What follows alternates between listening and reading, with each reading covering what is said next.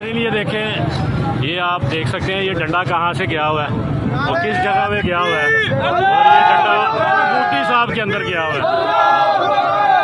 ये डंडा इतना अंदर क्यों घुसाया हुआ है? जरूरत थी जी डंडे की, जरूरत थी तो तेल शेल लगाया कि वैसे ही इसको डोज दे दी हुई है। जो डोज थी ना इसको हल्की फुल्की वो दी है अभी।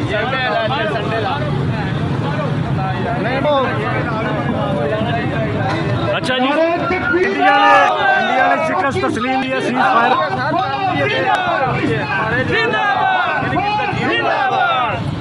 इंडिया ने शिकस्त तस्लीम कर लिया, बाकायदा सीज फायर हो गया। हमने अल्हम्दुलिल्लाह 1947 में इंडिया को फाड़ के पाकिस्तान निकाला था।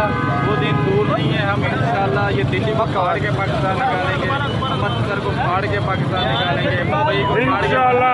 इंशाल्लाह ये पाकिस्तान आपको इंशाल्लाह नजर आएगा।